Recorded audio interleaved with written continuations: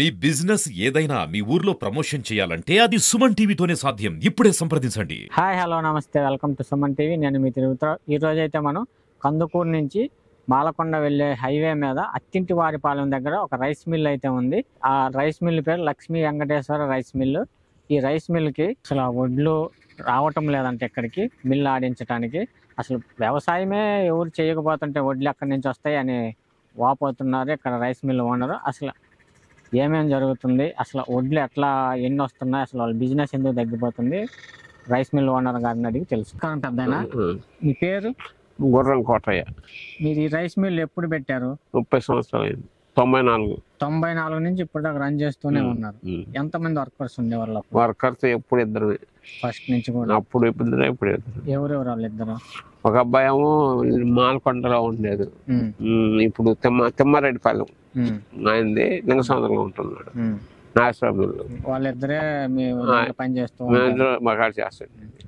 ఆ అబ్బాయి పోయినాక 10 సంవత్సరాలు అయింది. 10 సంవత్సరాల నుంచి మా అబ్బాయి నడుపుకుంటుంటాడు. ఈ మధ్యలో ఇప్పుడు కూనిపాలెంలో మిల్లు పెట్టాం చూసారా? అది మీదేనా? మాది కాదు, పోకూరాలు నడుపుతున్నారులే. ఆయనేమో ఆ మిల్లు ఆయన తీసుకున్నాక ఆయన అడగబోయాడు 6 నెలల నుంచి. 6 నెలల నుంచి అంతకుముందు ఒక 5-6 సంవత్సరాలు మన అబ్బాయి చేసాడు. మళ్ళీ ఇప్పుడు మన అబ్బాయి చేస్తున్నాడు. మీరు రైస్ మిల్ పెట్టినప్పుడు ఎట్లా ఉండేది బిజినెస్? అప్పుడు బిజినెస్ కాస్త ఎక్కువగానే ఉండేది. ఈ చుట్టుపక్కల మిల్లు ఎక్కడా లేవు.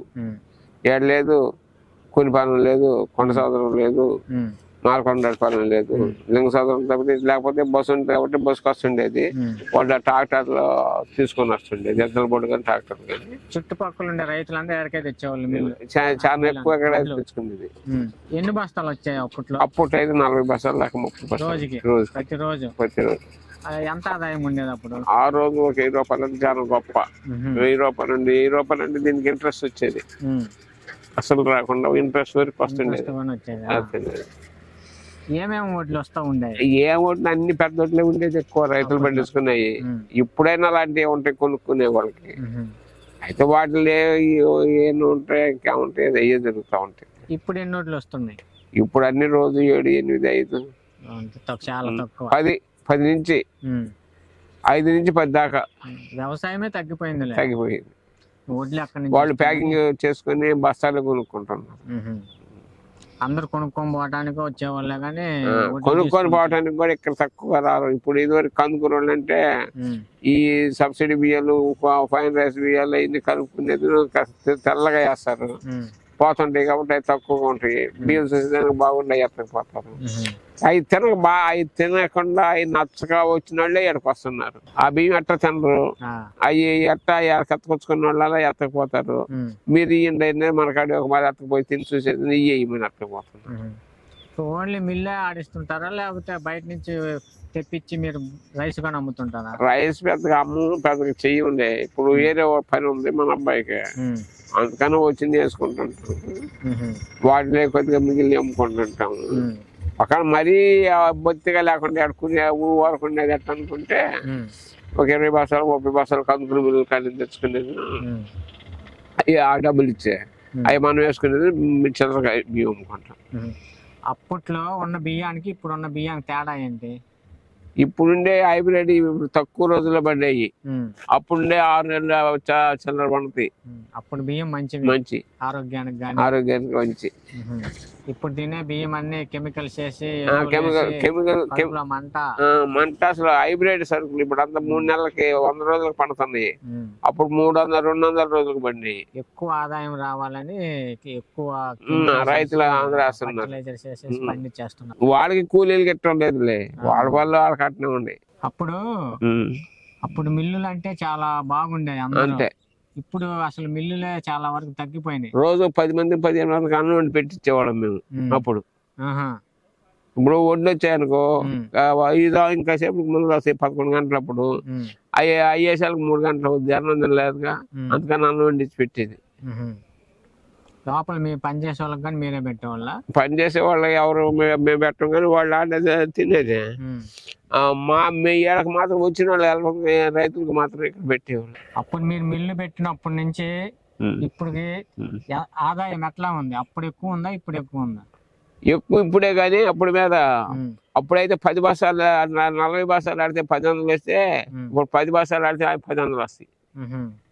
ఇప్పుడు బస్తాకి 5 రూపాయలు ఛార్జ్. అప్పుడు ఇప్పుడు బస్తాకి 100 రూపాయలు ఛార్జ్.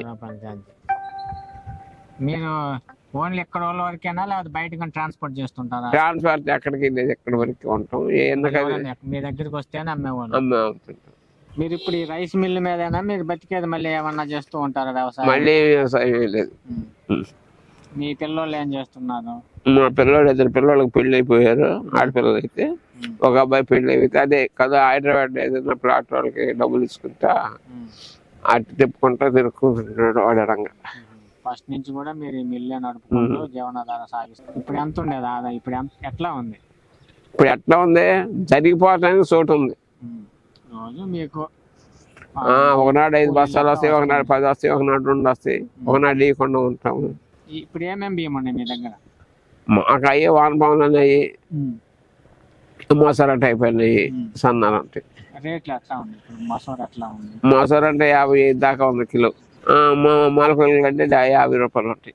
50 పెద్ద బియ్యం అయ్యే 74 52 ఉంటాయి. ఇంతకు ముందు పాత రోజుల్లో చాలా తక్కువ కదా బియ్యం. 5 రూపాయలకి బియ్యం కదా. అప్పుడు మిల్లు కట్టినప్పుడు 5 రూపాయలకి బియ్యం వర్క్ ఛార్జ్. ఇప్పుడు ఇట్లా పెరిగిపోవడానికి కారణం ఏమంటారు? సరుకులు లేక రైతులకు గిట్టగల, రైతులకు కూడా గిట్టరు. ఆయాల కూలని పిలిస్తే 50 రూపాయలకు వస్తే ఇవ్వాలి, 1000 రూపాయలకి ఇస్తే రాకపోయినాయి. అది కాక ఎరువులు ఎక్కువ వాడేస్తున్నారు, పెట్టుబడులు ఎక్కువ పెట్టేస్తున్నారు. అప్పట్లో మీరు మిల్లు కట్టించినప్పుడు ఎంత అయింది మిల్లుకి? అప్పుడు మిల్లు 14 లక్షలు అయింది. 14 లక్షలు అంత ఖర్చు పెట్టి ఆ రోజుల్లోనే? అప్పుడు కట్టించిన డబ్బులు ఏమన్నా వచ్చాయా?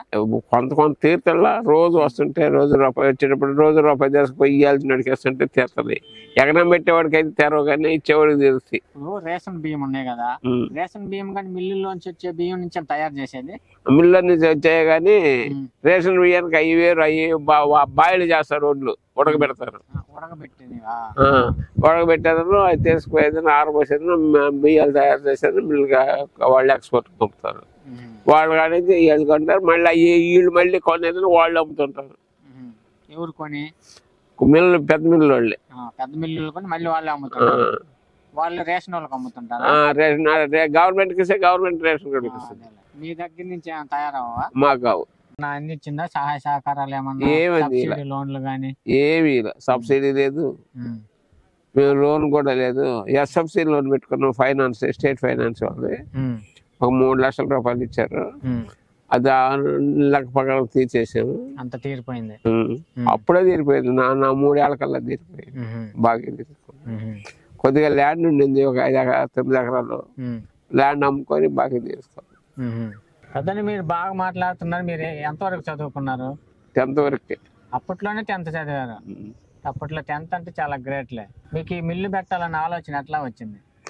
మాకు ఊళ్ళో రైస్ మిల్ ఒకటి ఉంది. ఆ రైస్ మిల్కి మనకి కొద్దిగా పొట్టు కావాల్సి అడిగితే పొట్టి ఇవ్వన్నారు. మీ పొట్టి ఇచ్చేదాన్ని మీకు ఇవ్వమన్నారు. అప్పుడు మాకు అనుమానం వచ్చింది.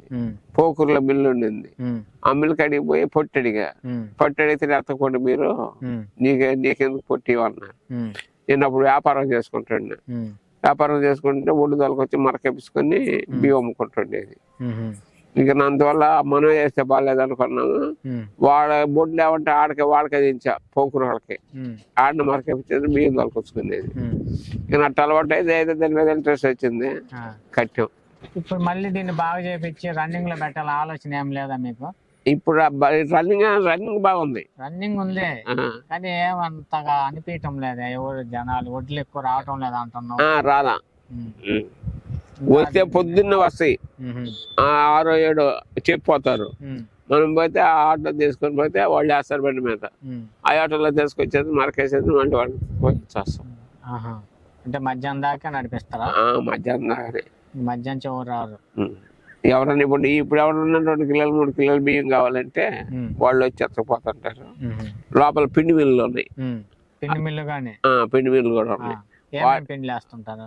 ఏం పిండి? బియ్యం పిండి, శనగపిండి, కారం, సాంబారు వేస్తుంటారు. అన్ని అయ్యే ఎవరెవరు వస్తుంటే వేస్తుంటారు, లేకపోతే సరదా ఖాళీ కూర్చొని ఉంటాం. పొట్టు ఉంది కదా, అది అట్లా ఎవరికన్నా అమ్మేస్తుంటారు? అమ్మేస్తాం. ఎవరికి ఇటు బట్టి వాళ్ళు కానీ పవర్ ప్లాంట్ వాళ్ళకి కానీ అమ్ముతాం. అది ఎట్లా లోడ్ ఎంత ఉంటుంది? లోడ్ ఉండదు, టన్ను 5,000 4,000, ఇప్పుడు ఎంత 3,000 అంటున్నారు. తగ్గిపోయింది అది కూడా. ఇప్పుడు తగ్గితే ఇప్పుడు అమ్మలే, డిసెంబర్ జనవరి ఫిబ్రవరిలో అమ్మితే రేట్ వస్తుంది. పుట్టోళ్ళు ఇటుక బట్టీలు తీసుకునేవాళ్ళు అప్పుడు అమ్ముతాం. మీకేమైనా రైతు భరోసా లాంటివి ఏమైనా వస్తున్నాయి ఇప్పుడు? రైతు భరోసాలు లేవు, పాడులు. పింఛన్ వస్తుంది. ఓకే పెద్ద, థ్యాంక్ యూ. విన్నారు కదా మిల్లు ఓనర్ అయినటువంటి కోటయ్య గారు చెప్పిన మాటలు. అప్పటితో పోల్చుకుంటే ఇప్పుడు చాలా ఆదాయం అసలు ఏమి లేదంటున్నారు. అసలు వడ్లే రావటం చాలా తక్కువగా ఉంది, ఆదాయం ఏమి లేదని చాలా బాధపడుతున్నారు. ఇంకెందుకు, మరిన్ని అప్డేట్స్ కోసం చూస్తూనే ఉండండి మీ సుమన్ టీవీ. కెమెరామెన్ రవిచంద్రతో తిరుపతిరావు.